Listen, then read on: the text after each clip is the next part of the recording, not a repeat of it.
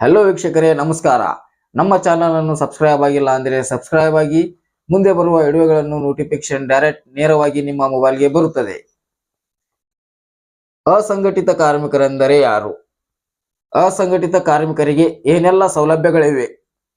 ಇದು ಬಹಳಷ್ಟು ಮಂದಿದ ಮೈಂಡಿನ್ಯಾಗ ಏನಪ್ಪಾ ಐತಿ, ಏನೇನು ಮಾಡತ್ತಾರು, ಹೆಂಗೈತಿ, ನಮಗ್ ಸೌಲಭ್ಯಗಳು ಏನು ಗೊತ್ತಿಲ್ಲ ಅನ್ನೋರಿಗೆ ಈ ವಿಡಿಯೋ. ಅಸಂಘಟಿತ ಕಾರ್ಮಿಕರಿಗೆ ಫಸ್ಟ್ 21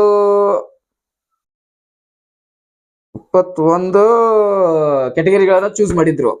21 ಕೆಟಗರಿಗಳು ಯಾವ್ಯಾವ ಅನ್ನೋದು ಹೇಳ್ತೀನಿ ಕೇಳ್ರಿ. ಫಸ್ಟ್ ಹಮಾಲರು, ಚಿಂದಿ ಆಯುವವರು, ಮನೆ ಕೆಲಸದವರು, ಟೇಲರ್ ಅಗಸರು, ಕ್ಷೌರಿಕರು, ಅಕ್ಕಸಾಲಿಗರು, ಕಂಬಾರರು, ಕುಂಬಾರರು, ಬಟ್ಟೆ ಕಾರ್ಮಿಕರು, ನೇಕಾರರು, ಪತ್ರಿಕಾ ವಿತರಣಾ ಕಾರ್ಮಿಕರು.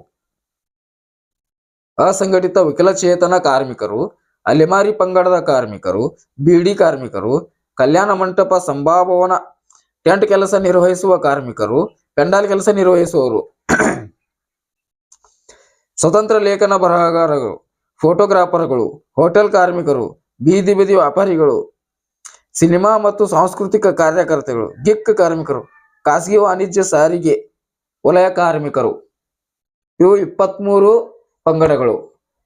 ಟೋಟಲಿ 91 ಪಂಗಡಗಳು ಇವೆ. ಅದು ಬೇರೆ ಇದೆ. ಇವಾಗ ಈ 23 ಪಂಗಡಗಳಿಗೆ ಸೌಲಭ್ಯಗಳೇನು, ಸಹಾಯಧನ ಎದಕ್ಕೆದಕ್ಕಿದೆ, ಏನು ಅನ್ನುವಂಥದ್ದು ಎಲ್ಲ ಹೇಳ್ತೀನಿ ನೋಡಿ.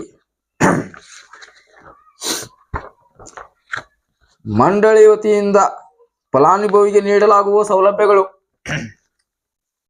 ಪಿಂಚಣಿ ಸೌಲಭ್ಯ, ಕುಟುಂಬ ಪಿಂಚಣಿ ಸೌಲಭ್ಯ, ದುರ್ಬಲತೆ ಪಿಂಚಣಿ, ಟೂಲ್ ಕಿಟ್ ಸೌಲಭ್ಯ, ಹೆರಿಗೆ ಸೌಲಭ್ಯ,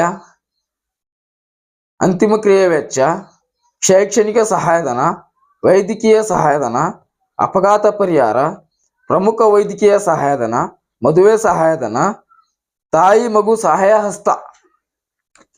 ಇದು ಅಂಬೇಡ್ಕರ್ ಕಾರ್ಮಿಕ ಸಹಾಯಕ ಹಸ್ತ